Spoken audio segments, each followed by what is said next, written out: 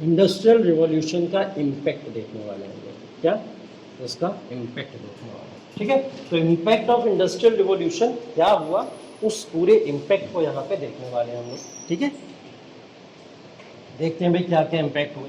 पहला इम्पैक्ट तो देखिए, इम्पैक्ट ऑन इकोनॉमी देखेंगे हम लोग। सबसे पहले क्या देखेंगे, इंडस्ट्रियल रिवॉल्यूशन का इम्पैक्ट किसके ऊपर पड़ा, अर्थव्यवस्था या इकोनॉमी के ऊपर क्या पड़ा। चलिए ये बात हो जाएगी। दूसरी बात देखेंगे हम लोग, इम्पैक्ट ऑन पॉलिटी। राज व्यवस्था भी तो देखनी है हमको, शासन भी तो देखना है कि इंडस्ट्रियल रिवॉल्यूशन की वजह से हमारा पॉलिटी के ऊपर भी क्या इम्पैक्ट पड़ा, क्योंकि ये पढ़ना भी हमारे लिए जरूरी है। तीसरी चीज, ये सब करा किसके लिए जा रहा है,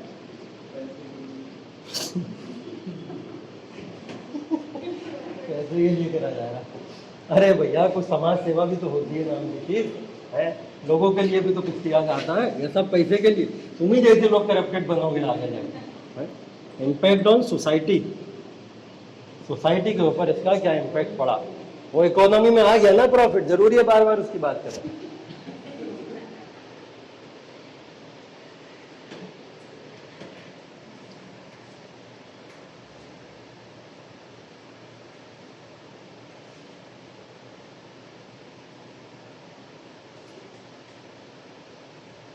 इम्पैक्ट पूछा जाए आपसे अगर एग्जाम में, और ऐसा चार्ट बनाया हो, मतलब इतनी गंदी राइटिंग में नहीं, अच्छी राइटिंग में, ठीक है, ठीक ठाक जैसा मैंने बनाया वैसे नहीं, मतलब ऐसे ही कुछ ऐसा डायग्राम रिप्रेजेंटेशन अगर कुछ भी इस तरीके से करा। इम्पैक्ट तो आप ऐसे भी लिख सकते थे ना, यहाँ हेडिंग डालते 1 2 3 करके लिख देते, वो भी लिख सकते थे ना। वो तरीका जो होता है वो ज़्यादा फोकस्ड नहीं होता है। इस पर क्या करता है, एग्जामिनर की नज़र पड़ती है, वो सबसे पहले देखता है अच्छा इसने कुछ अलग बनाया होगा, कुछ ऐसा हुआ, तो इससे क्या होता है वो पढ़ेगा फिर उसको, और जो चीज़ वो पढ़ लेता है उसको नंबर देता है। ठीक है, जो उसको पढ़ने का मन नहीं करता ना उसको तो वो नंबर नहीं देता है। तो ये सब अफवाहें हैं कि यूपीएससी में बैठ के एक एक वर्ड पर्टिकुलर पकड़ पकड़ के चेक होता है।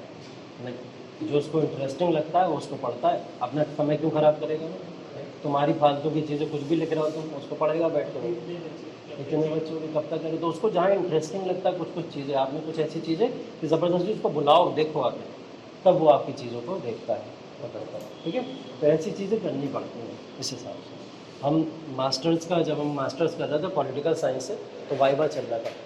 वाइवा में क्या हो रहा था, लाइन लगी थी बहुत लंबी, बहुत लोग थे, तो वो अंदर सबको बुला रहे थे। मैं देख रहा हूँ 2 सेकंड 3 सेकंड 4 सेकंड, आए बाहर आए बाहर आए बाहर, तो मुझे समझ नहीं आया। मैंने कहा वाइवा ये कैसा हो रहा है, समझ नहीं आया।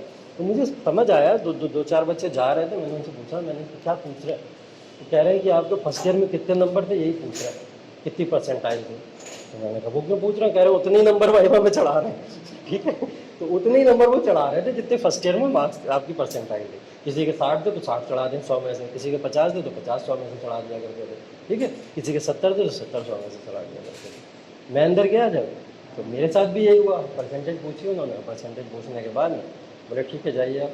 मैंने कहा सर इतनी मेहनत से तैयार होकर आया हूँ कि आप बैठने के लिए, कि आप मुझसे 2 मिनट बातें करेंगे, और 2 मिनट बातें मुझसे करेंगे, कुछ ऐसी बातें करेंगे कि हम लोग कुछ सोशल इश्यूज़ के बारे में या पॉलिटिकल साइंस जो हमने इतनी मेहनत से पढ़ी है इसके बारे में आप मुझसे 2-4 चीज़ें पूछेंगे तो मुझे कुछ अच्छा लगेगा और मैं कुछ सीखूँगा इससे। मैंने जैसे ही ऐसे बोला वो बड़ा खुश हो गया, बहुत खुश। उन्होंने बैठाया मेरे को, अब बाहर बच्चे इंतज़ार करके सर खुजा रहे हैं, आधा घंटा हो गया मेरा वाइवा आधा घंटा मेरा वाइवा चला रहा है, क्योंकि उनको कुछ लेना ही नहीं था।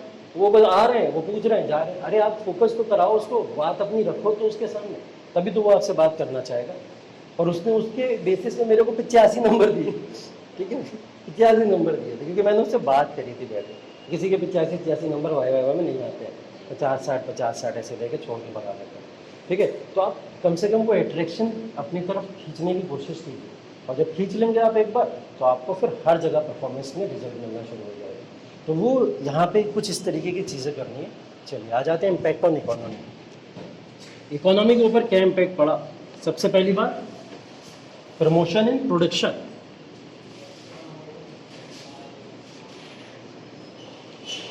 क्या प्रोडक्शन में बढ़ावा नहीं हो गया इंडस्ट्रियल रिवॉल्यूशन की वजह से, हो गया ना। प्रोडक्शन में जब बढ़ावा हो गया तो प्रोडक्शन में बढ़ावा का जो क्रेडिट जाएगा वो किसको जाएगा, कैपिटलिज्म को जाएगा कि नहीं जाएगा। बोलो जाएगा कि नहीं जाएगा? जाएगा ना? तो कैपिटलिज्म या पूंजीवाद को इसका पूरा का पूरा क्रेडिट जाएगा। तो प्रोडक्शन के अंदर जो भी यहाँ पे इन्हेंसमेंट हुआ या इंक्रीमेंट हुआ वो कैपिटलिज्म की वजह से हुआ। ये कैपिटलिज्म कहाँ से आ गया, किसने बोला इसके बारे में, प्रमोशन कैसे होने लगा इसके अंदर? तो एक कहानी बताते हैं इसके पीछे आपको। आपने नाम तो ज़रूर सुना होगा एडम स्मिथ का। कौन है Adam Smith? Father of father of economy बोला जाता है इनको। इन्होंने अपनी एक पुस्तक लिखी थी पूरे की पूरी रिसर्च वर्क करके, जिसको वेल्थ ऑफ नेशन भी बोलते हैं हम लोग। क्या बोलते हैं? Wealth of nation. मतलब किसी भी राष्ट्र की अगर कोई भी संपत्ति को क्रिएट करना है तो उसके बहुत सारे रास्ते इन्होंने इस किताब के अंदर लिख दिए।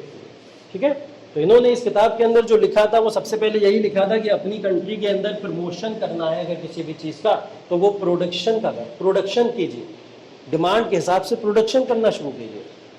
किसको बढ़ावा देना है? प्रोडक्शन को बढ़ावा देना है। तो जितना आप उत्पादन की तरफ बढ़ेंगे या जितने उत्पादों को आप बढ़ावा देंगे उतना ही ज़्यादा आपकी कंट्री में क्या होगा, रिसोर्सेज रिच होती चली जाएंगी और आपकी कंट्री में वेल्थ बढ़ती चली जाएगी। ये बात एडम स्मिथ ने बताई और इसको क्या बोला जाता है? बोला जाता है कि ये एक बाइबल सिद्ध हुआ इसके लिए, क्योंकि एडम स्मिथ ने जो बात कही वो बात किसने अपना ली? सबसे पहले अमेरिका ने। ये बात अमेरिका ने अडॉप्ट कर ली।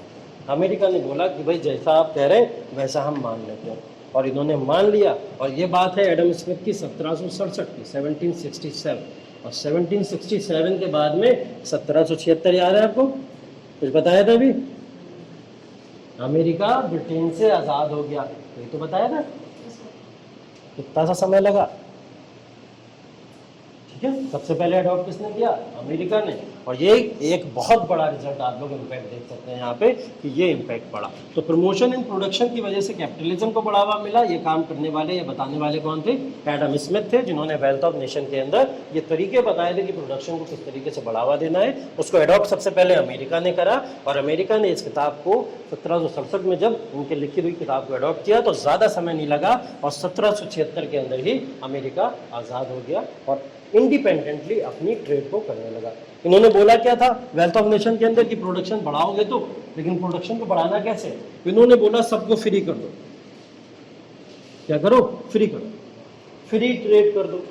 मतलब गवर्नमेंट इससे पहले क्या करती थी? लाइसेंसिंग किया करती थी, सबको लाइसेंस बांट रही कि जो भी कोई भी प्रोडक्शन करेगा, अगर आपको एक बिस्किट की भी कंपनी खोलनी है, ठीक है, अगर आपको एक बिस्किट की दुकान भी चलानी है तो क्या करोगे? पहले आके लाइसेंस लो हमारे पास है, और जब हम लाइसेंस प्रोवाइड कर देंगे आपकी गुणवत्ता को चेक करके, तब हम आपको क्या करेंगे? यहाँ पे ये इजाज़त देंगे, परमिशन देंगे। ये सब बड़ा लंबा प्रोसेस था। इससे लोगों को ट्रेड करने में ज़्यादा मौका नहीं मिल पाता था। जिनकी सोर्सेज होती थी वो लोग पहुँच पाते थे, वरना लोग खाली रह जाते थे। तो इन्होंने क्या बोला? भाई फ्री कर दो, ट्रेड के करने के किसी भी साधन को एकदम फ्री कर दो, छोड़ दो उसको। और जैसे ही खुला सांड की तरह छोड़ोगे फिर देखो कैसे होता है। और इन्होंने यही किया, इन्होंने छोड़ दिया उसको, और फिर देखो यहाँ पे कितने ज़्यादा प्रोडक्शन और कैपिटलिज्म को बढ़ावा मिलना शुरू हो। तो ये प्रमोशन ऑफ कैपिटलिज्म या जो भी क्रिएट हुआ वो किसी वजह से हुआ? प्रोडक्शन को बढ़ावा को लेकर क्रिएट। कहाँ से? फ्री ट्रेड वाला। अच्छा, एडम स्मिथ ने क्या दिया था? इस थ्योरी को जन्म दिया। वो थ्योरी ये थी कि wealth of nation, wealth of nation मतलब राष्ट्र की संपत्ति की बात हो रही है। किसी भी राष्ट्र की संपत्ति को कैसे बढ़ाया जाए, इन्होंने वो तरीका बताया। तो बोले राष्ट्र की संपत्ति बढ़ाने का तरीका ये है कि प्रोडक्शन बढ़ा दो। जो डिमांड हो रही है, जैसी जो भी आपके पास में जैसी भी मांग हो, मांग के हिसाब से पूर्ति बढ़ा दो। जैसे पूर्ति बढ़ाना शुरू कर दोगे आप, तो उससे क्या होगा? उससे ये होगा कि लोग व्यापार करना शुरू कर देंगे, और व्यापार करेंगे। व्यापार भी कैसा हो? खुला व्यापार हो, ओपन हो, फ्री हो एकदम, किसी को अगर कोई भी रेस्ट्रिक्शन ना हो, रोक ना हो।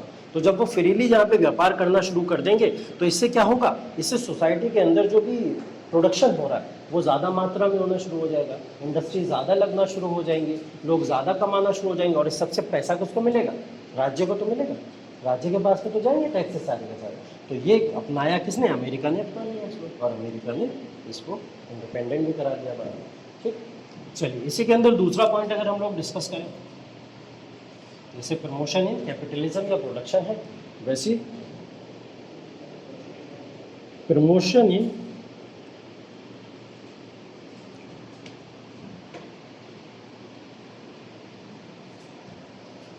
Impact on economy. तो प्रमोशन इन प्रोडक्शन या कैपिटलिज्म जिस तरीके से है उसी तरीके से प्रमोशन इन अर्बनाइजेशन, मतलब शहरीकरण का प्रमोशन भी यहाँ पे एक अलग ही मुद्दा है।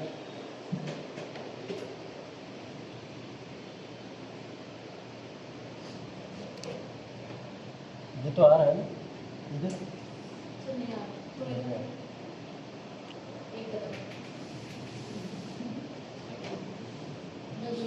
हाँ इधर ही आ गया। चलो हम क्या बात कर रहे हैं, प्रमोशन इन अर्बनाइजेशन की बात कर रहे हैं। तो अर्बनाइजेशन में प्रमोशन करने के लिए क्या करना पड़ेगा कि भाई अर्बनाइजेशन में प्रमोशन करने के लिए जो भी अर्बन एरियाज हैं उसमें क्या करो, हेडक्वार्टर बनाओ। सबसे पहले अपना क्या बनाओ, हेडक्वार्टर बनाओ। रूरल एरियाज में नहीं होने चाहिए हेडक्वार्टर, का होना चाहिए अर्बन एरियाज में होना चाहिए, मेन सेंटर अर्बन एरियाज में।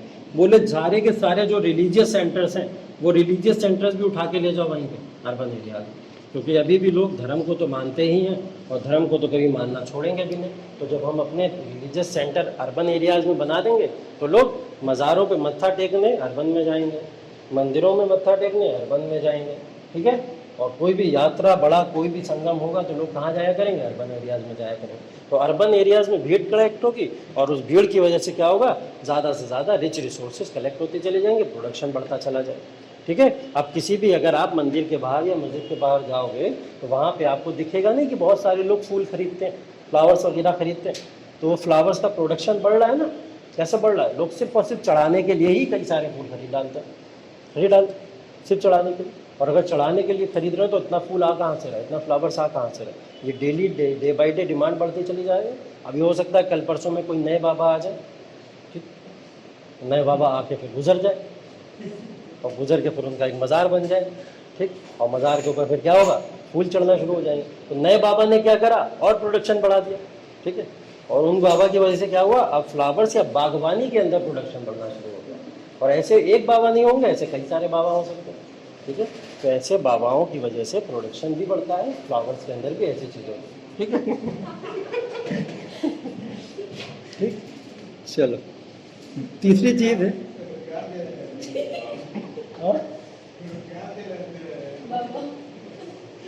तीसरी चीज क्या बता रहा था, हाँ, इंडस्ट्रियल प्रोडक्शन सेंटर।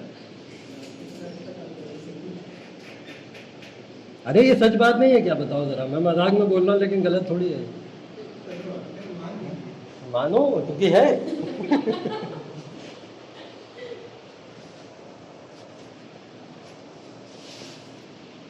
लोगों ने अपनी बेसिक चीजें छोड़ के और कहीं ना कहीं गुमराही के अंदर पढ़ते चले जा रहे हैं, कुछ लोग ऐसी चीज़ें करते चले जा रहे हैं। अब देख रहा हूँ ना, ये जितने भी होते हैं ना, नई नई कुटिया उटिया बना के बहुत सारे बाबा उसके अंदर रहते हैं, ठीक है। आइए जो भी समस्या हो हम आपकी सारी समस्याओं का समाधान कर देंगे। करते हैं समस्याओं का समाधान, ठीक है। लेकिन जिनकी हाइट नहीं है वो ये दवा खाए, जिनकी हाइट ज्यादा वो ये दवा खाए। अच्छा, कम भी होता है कम भी हो जाएगी, हाँ। तो बहुत सारे ऐसे हैं जिनके लिए लोग यहाँ पे भी देखें, इतना क्रेज है बाबाओं का अभी भी भारत में, जबकि बाबा आसाराम बापू जैसे सारे के सारे लोग अभी भी पकड़े जा चुके हैं उसके बाद, ठीक है। बहुत सारे ऐसे लोग हैं जो है। तो ये तमाम चीज़ें हैं जो अर्बनाइजेशन जो हम लोग देखते हैं, वो अर्बन एरियाज़ के अंदर अर्बनाइजेशन का मतलब क्या हुआ, हेडक्वार्टर यहाँ बनाइए, रिलीजियस सेंटर यहाँ बनाइए और इंडस्ट्रियल प्रोडक्शन सेंटर, मतलब जो भी औद्योगिक सेंटर अगर आपको बनाने हैं तो वो कहाँ बनाइए, शहर के अंदर बनाइए। इससे फायदा क्या होगा, ये जितने भी किसान खेती कर रहे थे, जिनकी भूमियां हमने छीन ली, वो सारे के सारे किसान कहाँ चले जाएंगे भाई, अर्बन एरियाज में चले जाएंगे और अर्बन एरियाज में जाके मजदूर बन जाएंगे और मजदूर बनने के बाद में फिर वो इन इंडस्ट्रियल प्रोडक्शन सेंटर में काम करना शुरू कर देंगे। और ये अर्बनाइजेशन को बढ़ावा देना हो गया। और ये अर्बनाइजेशन की वजह से क्या हुआ, बहुत बड़ी बड़ी हमको सिटीज़ देखने को मिली, जैसे मैनचेस्टर देखते हो आप लोग, टेक्सास देखते हो आप लोग, ठीक है। ये बहुत बड़ी बड़ी सिटीज़ नहीं बन गई, ये क्यों बन गई, इंडस्ट्रियल हब बन गया पूरे के पूरे। बोला जाता है इंडिया के अंदर Bangalore is the city of industry, ठीक है। इंडस्ट्रियल एक हब है पूरी तरीके से वो यहाँ पे। तो वो क्या है, क्यों है, क्योंकि क्या है ये, क्यों है ये, क्या पता, ठीक है। तो ये क्यों है ये सारी की सारी चीज़ें, ये इसलिए है क्योंकि लोगों ने रूरल एरिया से अर्बन एरियाज में शिफ्ट होना शुरू कर दिया, ठीक है, और अर्बनाइजेशन ने इन तमाम चीज़ों को बढ़ावा दिया। तो इंडस्ट्रियल प्रोडक्शन सेंटर्स यहाँ पे बने और ये अर्बनाइजेशन में बढ़ावा ही क्या हुआ, इंडस्ट्रियल रिवॉल्यूशन में इकोनॉमी को और ज़्यादा स्ट्रॉन्ग कर दिया इसने, ठीक है। चलिए, पॉलिटी के ऊपर क्या प्रभाव पड़ा, चलो पॉलिटी वाला बड़ा इंटरेस्टिंग है, इसके लिए सब हटाना पड़ेगा वापस।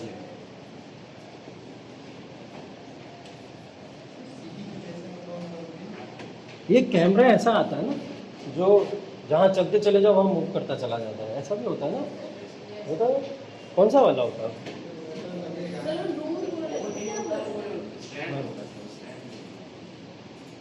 स्टैंड होता है, नहीं रोटेटिंग कैमरा भी होता है, उसको फिक्स कर दो ऊपर कहीं पे भी कैसे जगह में और वो आपके साथ में रोटेट कर देगा।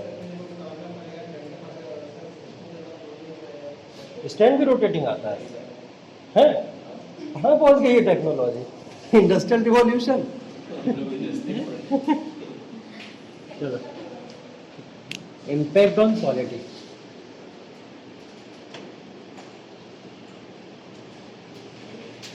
चलो पॉलिटी के ऊपर क्या इम्पैक्ट पड़ा है इसका ये देख लेते हैं।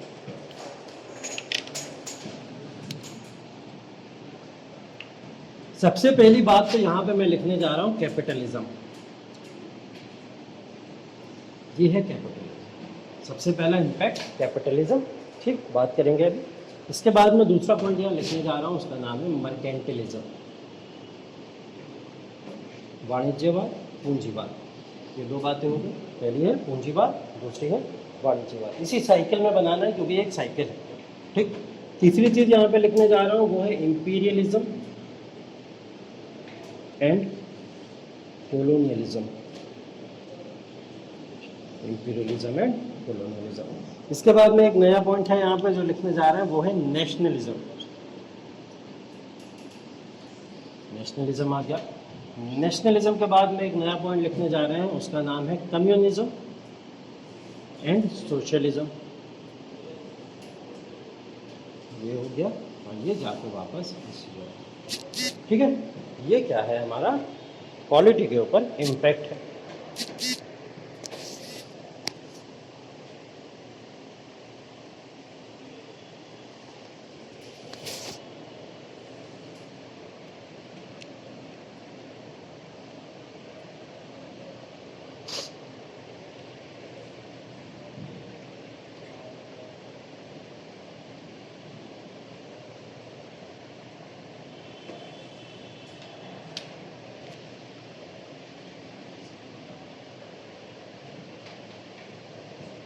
हो गया, ये कैसा चार्ट बनाया है, और वापस कैसे लेके जाओगे नीचे वाले को ऊपर, पूंजीवाद से कैसे मिलाओगे इसको, इसको नीचे वहाँ से एरो बनाओ, पूंजीवाद पे मिला दो लगे, नीचे से एरो बनाओ, हाँ यहाँ से बनाओ और पूंजीवाद पे लगा दो लगे, हाँ और ऊपर एरो बता दो, ये ठीक।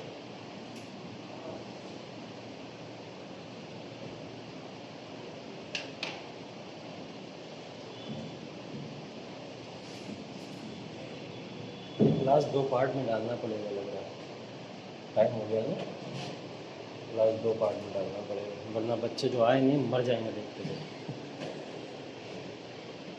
ठीक।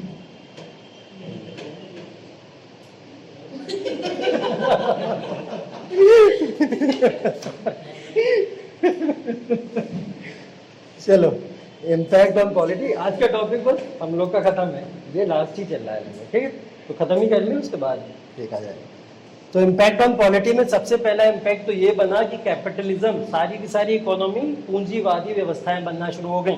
बहुत बातें कर ली हम लोग ने पीछे, अभी पूंजीवादी व्यवस्था बनना शुरू हो गई, किसकी वजह से, इंडस्ट्रियल रिवॉल्यूशन की वजह से। तो सबसे पहला चेंज राज्य व्यवस्था पे यही हुआ कि अभी तक इकोनॉमी हमारी पूंजीवादी नहीं थी, कैसी थी वो इकोनॉमी हमारी सिर्फ और सिर्फ एग्रीकल्चर डोमिनेंस हुआ करती थी और उसी के ऊपर डिपेंडेंट हुआ करती थी। अभी धीरे धीरे कैसी बनती चली गई, पूंजीवादी अर्थव्यवस्था बनती चली गई, जिसको हम लोग पूंजीवाद एक राज के बारे में जानना शुरू करेंगे। पूंजीवाद राज कैसे बना, पूंजीवाद राज इसी तरीके से बना कि जब कुछ इंडस्ट्रीज ने आके, कंपनीज ने आके कंट्रोल इस्टेब्लिश करना शुरू कर दिया। ठीक है।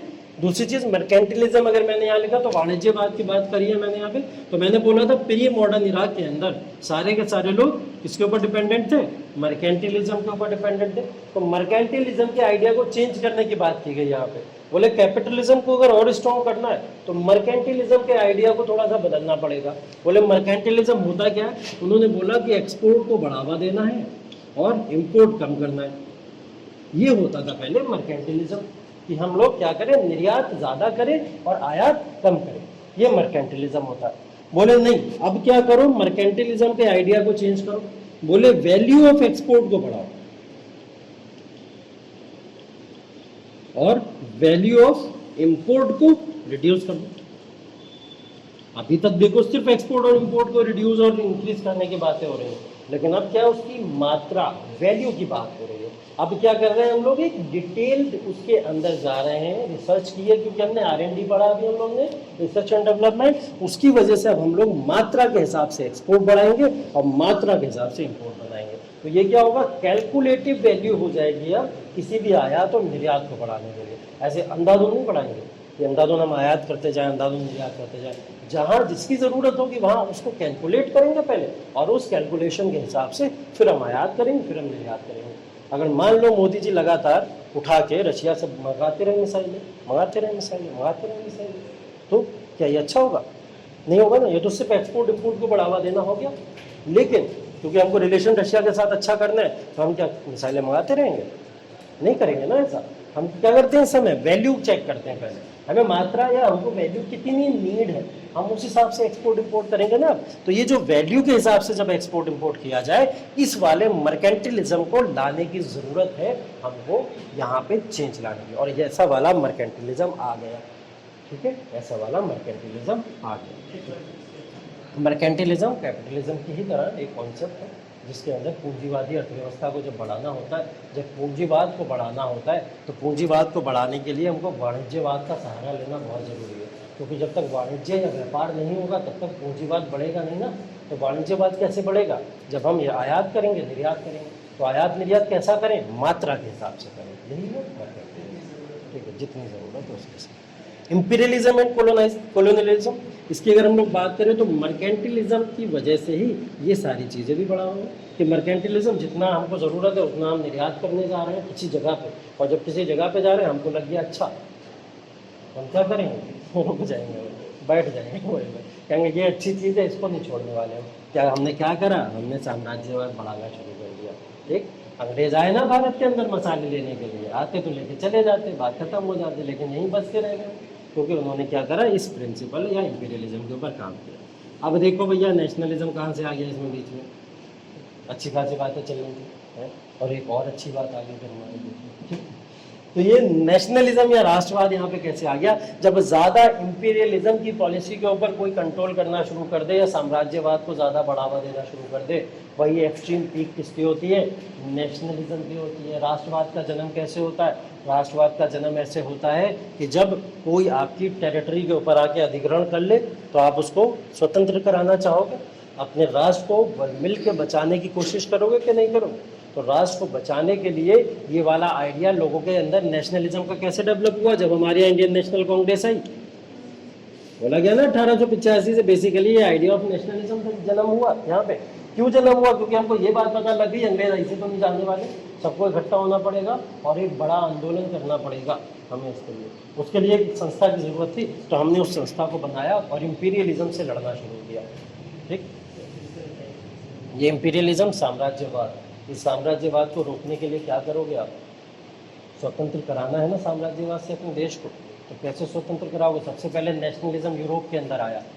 यूरोप के अंदर नेशनलिज्म का मतलब एक ये भी होता है कि आप अपने राष्ट्र की उन्नति के लिए क्या क्या कर रहे हैं, कितना योगदान दे रहे हैं। तो राष्ट्र की उन्नति के लिए योगदान देना या उसकी ग्रोथ के लिए काम करना ही तो नेशनलिज्म है। तो ये नेशनलिज्म का आइडिया क्या इंपीरियलिज्म के बाद ही नहीं आएगा, पहले क्यों नहीं आया, क्योंकि पहले इंपीरियलिज्म ही नहीं था, तो नेशनलिज्म कहाँ से आ गया। लोग साम्राज्य अपना फैला नहीं रहे, और फैला नहीं रहे तो लोग उसको बचाएंगे कैसे। ठीक। तो बचाने के लिए नेशनलिज्म आएगा। नेशनलिज्म क्या करेगा, लोगों को ये सलाहियत देगा और ये कहीं ना कहीं उनको एक डायरेक्शन देगा कि आपको अपनी कंट्री की रिसोर्सेज को प्रोटेक्ट करके रखना है, जैसा कि दादा भाई नौरोजी ने किया। तो किया ना, क्या किया दादा भाई नौरोजी?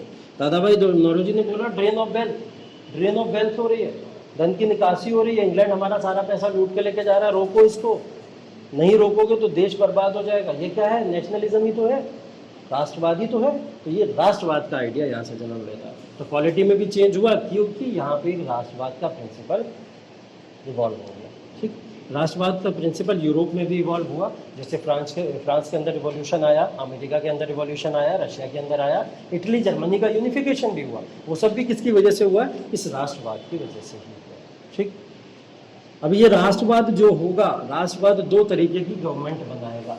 अगर आप फ्री हुए, किसी भी देश को फ्री करा दिया और उन्होंने अपनी राष्ट्रवाद नीति से अपने देश को फ्री कर लिया, तो वो कंट्री या तो कम्युनिज्म बन जाएगी, किसकी तरह, रशिया, चाइना, या फिर सोशलिज्म बन जाएगी, किसकी तरह, इंडिया।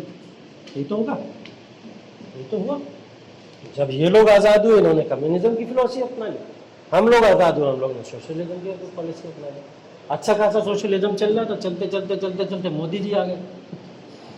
मोदी जी ने क्या करा, कैपिटलिज्म को बढ़ावा देना शुरू कर दिया। तो हम लोग की इकोनॉमी वापस साइकिल कहाँ घूम गई, अब पूंजीवादी व्यवस्था के ऊपर हम लोग वापस से जाना शुरू कर, क्योंकि मोदी जी ने यहाँ पे क्या करा है, या बीजेपी गवर्नमेंट ने कैपिटलिज्म को बढ़ावा दिया। कम्युनिज्म का मतलब होता है बेटा कि जब हम लोग नेशनलिज्म के प्रिंसिपल से आगे बढ़ेंगे, हमारा देश जब आज़ाद होगा, तो आज़ादी दो तरीके की होती है। कुछ कंट्री क्या करते हैं, अपने आप को कम्युनिस्ट बना लेते हैं, आइडियोलॉजी होती है अलग अलग तरीके की। तो कम्युनिस्ट कंट्री अपने आप को बना लेती है। उसमें क्या होता है कि जनता के ऊपर शासन डेमोक्रेटिकली किया तो जाएगा, डेमोक्रेसी तो रहेगी वहाँ पर, लेकिन अधिकार ज़्यादा किसका रहेगा, राजा का ही रहेगा। जनता को स्वतंत्रता मिलेगी, लेकिन अधिकार ज़्यादा किसका रहेगा, राजा का रहेगा। सोशलिज्म में क्या बोला जाता है कि सोशलिज्म में ये बात बोला जाता है कि हम ज़्यादा वेलफेयर लोगों के लिए काम करेंगे और लोगों को ही सरकार होगी, लोगों की ही जनता होगी, रिप्रेजेंटेशन भी लोग ही करेंगे। तो ऐसी सारी चीज़ें सोशलिज्म के अंदर आ जाती हैं। राजा काम क्या करेगा, सिर्फ लोगों की डिमांड के ऊपर काम करेगा। ठीक है, तो ये दोनों में फ़र्क होता है। तो ये सोशलिज्म का कॉन्सेप्ट अपने अपना लिया और कम्युनिज्म का उन्होंने अपना लिया। अब इसकी भी एक्सट्रीम फॉर्म है जो कैपिटलिज्म की तरफ चली जाती है। जैसा कि अब्राहम लिंकन ने बोला भी था कि हर 100 साल में एक साइकिल होती है और वो साइकिल परिवर्तित होती चली जाती है। पहले कैपिटलिज्म था, कैपिटलिज्म से सोशलिज्म आया, सोशलिज्म से कम्युनिज्म आया, फिर क्या होगा, मोनार्की आएगी, फिर डेमोक्रेसी आएगी, फिर क्या होगा उसके बाद में, फिर ये साइकिल रिपीट कर जाएगी। तो हर 100 साल में परिवर्तन हो जाता है। तो जैसी डेमोक्रेसी हमारी आज के समय में है, शायद 100 साल में ना रहे, हो सकता है बदल जाए, फिर से मोनार्की आ जाए, क्या पता क्या हो जाए। इस बार हो सकता है यहाँ से अटैक हो जाए, उल्टा अटैक हो जाए, ठीक है, कुछ भी हो सकता है। या हो सकता है हम ही कहीं जाके अटैक कर दें और हम ही किसी के ऊपर कंट्रोल करना शुरू कर दें, कुछ भी हो सकता है। देखो ये साइकिल है, ये साइकिल चेंज होती रहती है और प्रैक्टिकली सोचेंगे तो ये चीज़ें होती हैं। ठीक है, तो हो सकता है जिस डेमोक्रेसी में या हम लोग कहीं ना कहीं जो जिस तरीके के प्रशासन के अंदर रह रहे हैं, वो प्रशासन में भी कुछ सालों बाद या कई सालों बाद चेंज हो जाए, कोई बड़ी बात नहीं है। ठीक है, तो ये पूरा का पूरा आज का क्लास था। इस क्लास के अंदर हम लोग ने इंडस्ट्रियल रिवॉल्यूशन को बहुत ही डिटेल के अंदर पढ़ लिया, क्लियर हो गया। हाँ, एक चीज़ रह गई है, इम्पैक्ट ऑन सोसाइटी भी मैंने बताया था।